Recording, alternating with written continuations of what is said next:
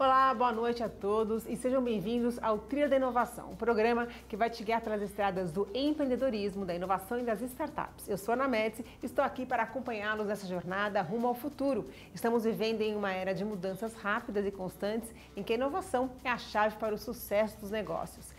Ao longo dos episódios, vamos explorar as histórias inspiradoras de empreendedores visionários, as estratégias que estão revolucionando o mercado e as tendências que estão moldando o futuro dos negócios. Hoje está aqui com a gente Bruno Cunha. Bruno, seja bem-vindo. Obrigado, Ana. Muito bom poder compartilhar um pouco da nossa trajetória aqui com você. Uma honra. E o Bruno é formado em engenharia pela Universidade de São Paulo, é sócio fundador e COO da KPI e responsável pelo planejamento e execução dos processos de mídia e pela construção das diretrizes de atendimento aos clientes da agência. A KPI atua nos principais tipos de mídias pagas do mercado, como Google Ads, Facebook, Twitter, Pinterest, LinkedIn, Ads, entre outros. Há 10 anos, a KPI desenvolve técnicas efetivas para que seus clientes atinjam os melhores resultados. Bruno, bom, queria primeiro que você começasse falando um pouquinho aí sobre você, sobre sua trajetória e como você foi parar aí no mundo do marketing. Sim, muito bom, Ana. A gente sempre fala das circunstâncias, né, para que a gente empreenda e acho que o meu caso não é muito diferente, porque eu tive que ter alguns fatores ali dentro da minha trajetória para que eu começasse a empreender e tivesse, né, a minha empresa, ou que eu abrisse a minha empresa. Eu sou engenheiro, né, de formação, e um ponto interessante dessa trajetória e da própria KPI é que desde o início da minha carreira eu acabei trabalhando com marketing online e com a parte de dados. Então eu fiz engenharia de petróleo, mas eu até falo que eu nunca vi fez engenharia de petróleo. Fiz engenharia de petróleo. Nada a ver com... E eu comento que eu nunca vi um Becker com petróleo, porque eu comecei estagiando com isso, com marketing online de dados, e foi o que eu gostei de fazer desde então. Então, por isso que eu vim com essa trajetória. E então, lá atrás, quando eu estava na faculdade, eu estagiei com marketing online, eu aprendi um pouco mais sobre marketing online, eu vi como você consegue combinar competências de reconhecimento, competências de comunicação, as próprias competências de publicidade com as competências analíticas, né, de avaliação de resultado, de análise de campanhas.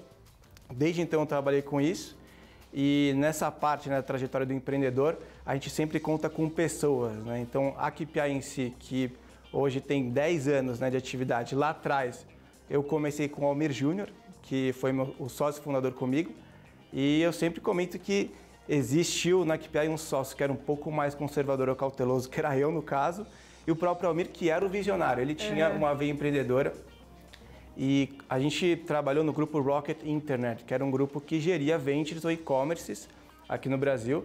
Daí acho que eu posso até comentar, e-commerces como a da Fit, a Canu e a Tricai. Foi ali que a gente aprendeu uma metodologia própria de entrega em marketing online e entregas de campanhas. E ali o Almir, que era esse visionário, sempre me incentivou a criação de uma empresa nossa, né? A gente viu que a gente tinha um produto bom do ponto de vista de lançamento de campanhas de marketing online e otimização dos resultados dessas campanhas, né? Porque o que são campanhas de marketing online hoje? Basicamente são veiculações de conteúdos, que podem ser conteúdos de varejistas, para os quais a gente imprime, vai em diversos inventários ou sites, até em mecanismos de pesquisa, como Google, a gente comentou das redes sociais também, de anúncio.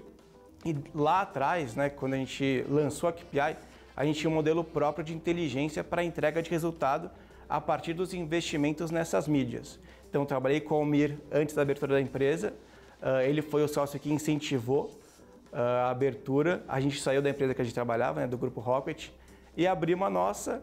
A gente até comenta, né? O único ativo que a gente tinha na empresa quando a gente começou era o MacBook do Almir. Eu até tinha que alugar o meu notebook, mas a gente conseguiu aplicar o modelo que a gente tinha, que era um modelo pautado em dados. Mas vocês saíram da empresa, vocês trabalharam paralelamente e lançaram a empresa ali? Olha, junto? Ana, que eu posso ser honesto, a gente trabalhou um pouco paralelamente, eu acho, como normal, diversos né? empreendedores, né? Então, a gente trabalhou muito na imagem, no produto da empresa, ainda trabalhando na empresa anterior, no grupo Rocket, e a gente fala que o nosso CNPJ até foi lançado depois que a gente teve nosso primeiro cliente. Então, a gente fala muito de circunstâncias, né? Eu comento e enalteço mesmo o Almir, que foi a pessoa, assim, ele foi uma plataforma para que a gente lançasse a KPI. E enquanto a gente já estava vislumbrando, né, o lançamento da empresa, a gente acabou entrando numa concorrência de agência de marketing mesmo, concorrendo com outras empresas. Eu lembro que, além do MacBook do Almir, a gente tinha uma boa apresentação do nosso produto. Exatamente. Já é meio caminho andado. Uma boa apresentação do nosso produto para participar dessa concorrência. Até comento, era o grupo Rakuten, que tinha um marketplace aqui no Brasil, que fez eventos no Brasil, ainda é um grupo de afiliados aqui no mercado brasileiro. E era uma concorrência de 5, 6 etapas, a gente foi evoluindo nas etapas e ali a gente foi vendo ao menos a realidade, né, da abertura da empresa e também que a gente tinha um produto que ao menos chamava atenção. Né? Tinha mercado. Exatamente. A entrega posterior, aí sim é outra coisa, o nosso outro desafio. Agora, vamos vender aqui, se a gente for contratado, de fato, vamos acelerar e vamos abrir essa empresa que a gente acredita muito no produto que a gente desenvolveu. A gente conseguiu seguir por essa concorrência, deu certo, chegamos na etapa final, a gente foi contratado, foi aí que a gente pensou, agora a gente precisa lançar o CNPJ, para que a gente emita o contrato, emita a nota fiscal, mas foi aí que a gente começou a aplicar esse nosso modelo de inteligência, de entrega em mídias, em canais pagos de marketing, para esse primeiro cliente e a partir dali vieram outros, né? Um pouco pelo nosso relacionamento com as pessoas, networking, mas foi ali que a gente catapultou a KPI e é o que eu comento de circunstâncias, né? A gente, logicamente, tinha o âmago ali do lançamento, mas existiram fatores que foram fatores que eu digo que catalisaram a abertura da empresa. E eu fico muito feliz, é por isso que estamos aqui hoje, né? Que eu tenho a oportunidade de contar um pouquinho para você. E aí depois desse primeiro cliente, aí vocês, enfim, abriram o CNPJ e aí vocês saíram da empresa. Exatamente, é isso, Ana. Aí a gente resolveu sair, a gente lançou a empresa e é bem o que a gente estava discutindo um pouco aqui antes, que é o Key Performance Indicator abrasileirado, né? A gente colocou algumas vogais, então quando vocês forem pesquisar é KIPI, não é só KPI, o nosso nome. O próprio Almir, né, comentando sobre ele de novo, ele que trouxe esse nome para a gente, a ideia foi dele. E a partir dali a gente lançou.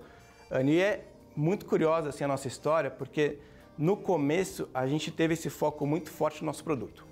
Né? Então a gente acreditava muito nesse modelo estatístico de entrega de campanhas de marketing, aquilo que a gente já tinha desenvolvido dentro da própria Rocket, depois desenvolvemos para a Rakuten, que foi esse primeiro cliente, e para os primeiros clientes da nossa carteira. E a gente se viu ali no primeiro desafio do empreendedor, que é um pouco da escala. Qual foi o nosso primeiro empecilho de escala da empresa? É conseguir integrar essa inteligência aos novos clientes. Então, por mais que a gente tivesse esse racional muito bom e a gente soubesse, né, aplicar as boas práticas nas campanhas de marketing, a gente já tivesse criado uma metodologia própria de entrega, como que a gente consegue integrar esse sistema, ou ao menos essa lógica, em clientes diversos? E ali a gente iniciou a área de tecnologia da KPI, que também foi a área que conseguiu prover para a gente essa possibilidade de crescimento. Você hoje, quando vai investir em campanha nas redes sociais, né, em mídia, é um mar, você não sabe para onde você vai, parece que está perdido, Perfeito. Onde eu coloco, onde vai. Então, assim, de uma certa forma, você saber exatamente canalizar esse investimento é muito importante para você não perder dinheiro, porque você vai fazer uma campanha que não tem retorno, né? Você já trabalhou com campanha, Ana? Não, porque eu... Realmente... Não, mas é exatamente isso. É difícil, porque realmente são muitos canais, né? E, então, como você já tem aí um histórico, você já consegue ter uma visualização melhor do que pode funcionar ou não para determinada marca. Perfeito, nossa, ótimo isso. Até falando um pouco de metodologia mesmo de marketing que a gente desenvolveu, é de conseguir aplicar testes, ou habilitar testes para que a gente tenha essa aprendizagem de maneira célere. Então é isso, quando a gente já tem um histórico, a gente consegue configurar uma campanha privilegiando aquele histórico. Então, a gente já tem o público que funciona um pouco melhor, eu comentei dos produtos, categorias, a gente já consegue até setar aquela campanha com uma certa previsibilidade da entrega dela. Quando a gente tem um pouco menos de histórico, então vou imaginar um caso, um cliente novo ou um lançamento de uma marca mesmo. Como que a gente faz para criar essa base histórica que a gente vai usar com o tempo para otimização e para essa pré-configuração das campanhas? Aí é com testagem mesmo. Então é um pouco do que você comentou de existem muitas possibilidades de públicos, de informações demográficas dos usuários que a gente pode configurar em campanhas, que são públicos elegíveis nas campanhas, páginas que a gente pode promover do site, linhas de comunicação que a gente pode promover. Daí, nesse estágio, quando é um pouco mais inicial, a gente faz isso em batelada, digamos. Então, a gente promove uma linha boa, uma gama boa de conteúdos, a gente promove para alguns públicos que podem ser públicos com potencial mesmo de retenção para aquele cliente. A gente promove uma gama maior de produtos também para criar essa base histórica e ter um aprendizado rápido para a utilização posterior. Daí o que é interessante trazer também, até para esse tipo de cliente que já está com a gente há mais tempo, a gente também realiza esse tipo de teste. Por quê? A gente sempre precisa ter algum tipo de provocação para mover ponteiros, que é o que a gente fala. Então, há um público que, vamos falar de público, de audiência, uma audiência. Digamos que a gente tem uma linha de produto, a gente define uma audiência, algumas características demográficas daquela audiência, a gente habilitou aquela campanha há 1 ano, há 2 anos. Não deu certo. Não deu certo do ponto de vista de a gente gostaria de ter ou de realizar, atingir certas métricas para essa linha de divulgação, a gente não atingiu. Naquele momento a gente pode até se desfazer daquela estratégia para seguir posteriormente com outros públicos. Só que a loja ou um e-commerce, um site, pode ser de serviço também, eles mudam muito, né? A sua parte de produto, incentivo. E o público também muda, E o público muda, exatamente. Então, os próprios negócios às vezes mudam e lançam escopos ou linhas de produto que são para outros públicos, até para abocanhar certas parcelas de mercado que eles ainda não tinham. Então é importante ter essa parte de testagem, isso faz parte também da nossa metodologia na KPI, também para esse tipo de trabalho para clientes que estão com a gente há mais tempo. Então a gente tem, digamos, aquelas configurações de base, essas configurações que a gente sabe que são vencedoras, e a gente segue com testes, porque a gente quer mover os ponteiros, a gente não fica muito satisfeito só com um trabalho perene e com resultados que crescem devagar. A gente também quer alavancar o negócio do nosso cliente rápido com esse tipo de proposta e provocação de testagem. Bruno, olha, a gente tem que ir para o intervalo rapidinho, mas já já a gente volta falando mais sobre esse assunto que é super interessante. Você que está nos assistindo, não saia daí, a gente volta já já.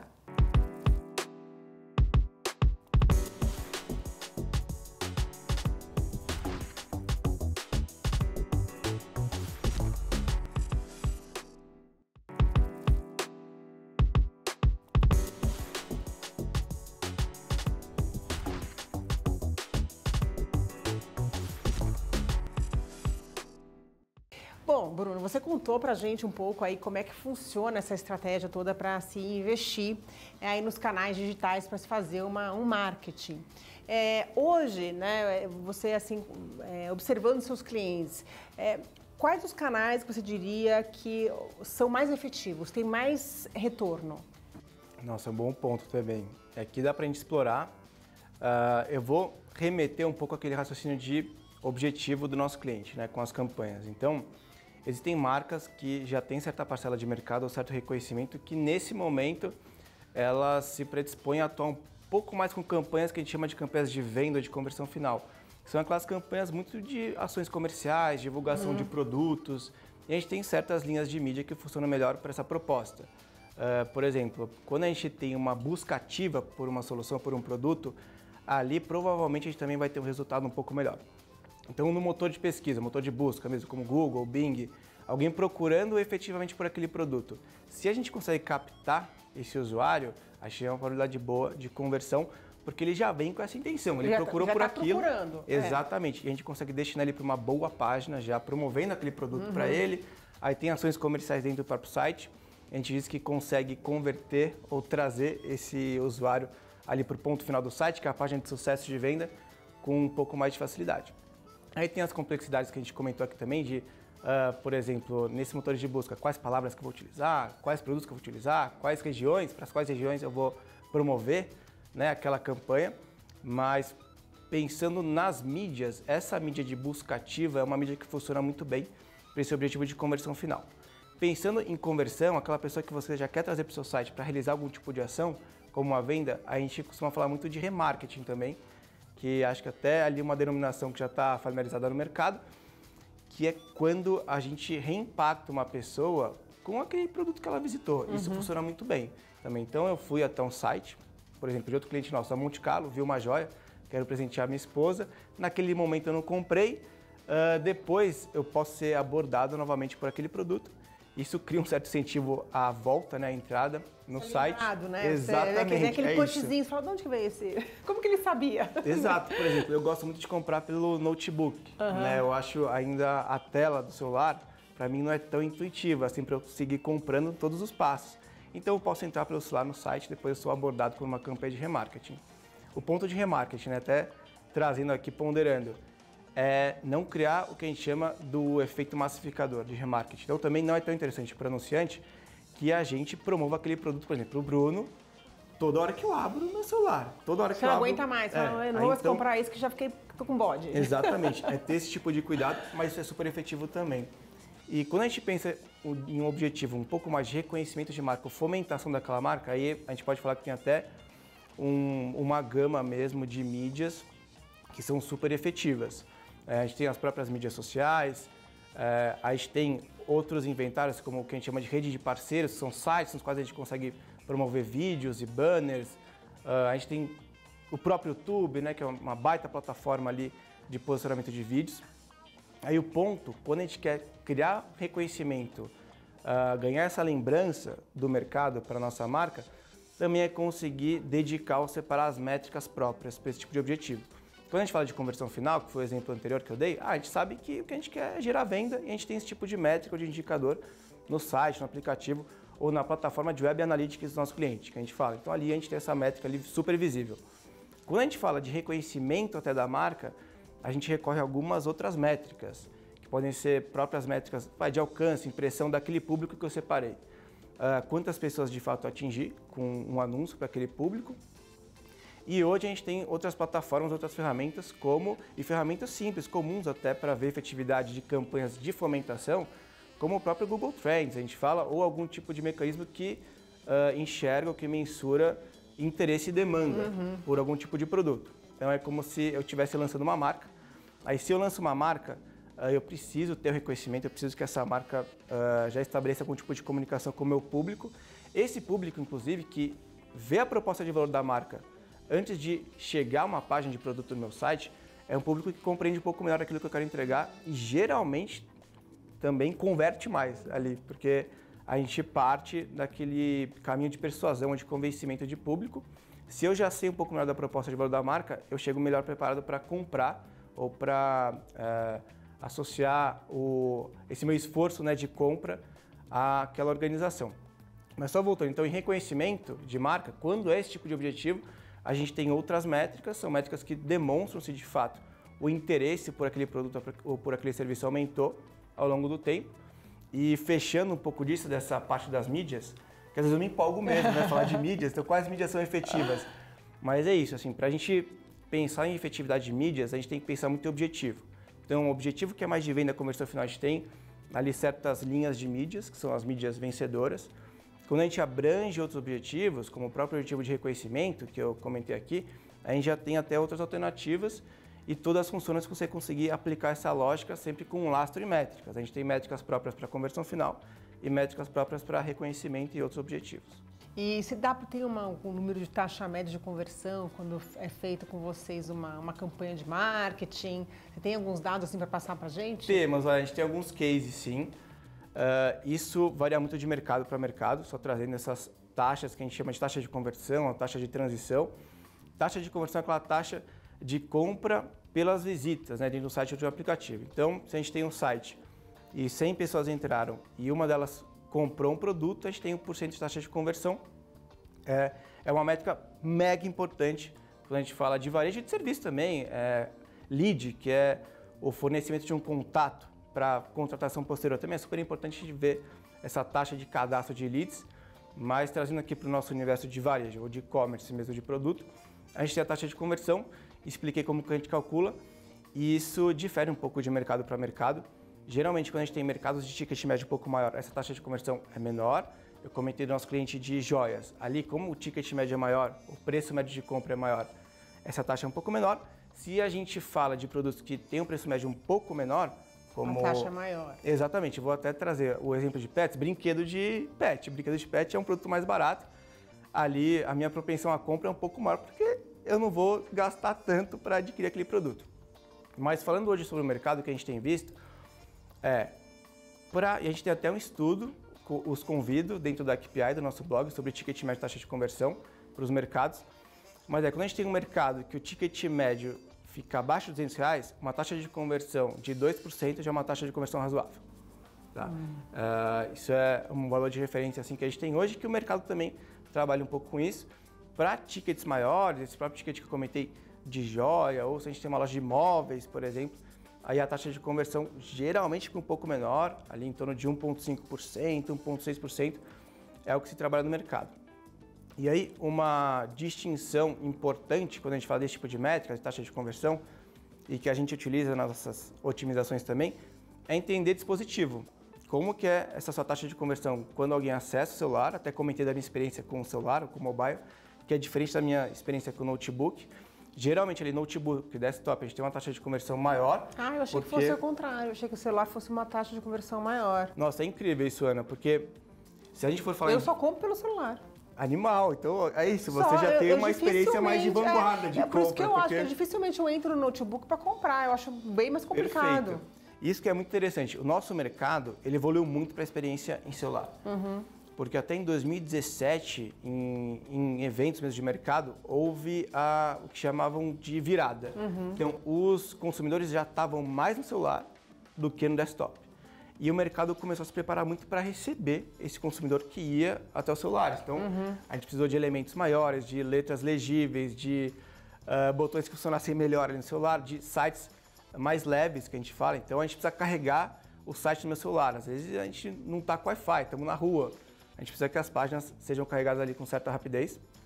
O mercado evoluiu muito nesse sentido. Então, já tem pessoas que estão super familiarizadas e confortáveis em realizar suas compras por celular.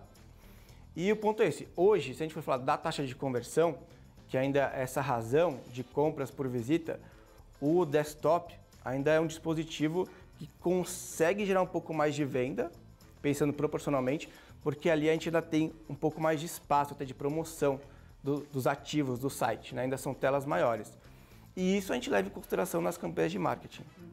A gente precisa levar em consideração como estão os tráfegos, que a gente chama, né, ou esse fluxo de usuários para mobile e para desktop, e entender também de jornada. Isso aí é bem importante, porque, por exemplo, você, Ana, já tem uma jornada que a gente pode chamar que é um pouco mais simples e ótima para quem faz marketing online, que você já entra no celular e compra seus produtos pelo celular. Isso é rápido, você ágil.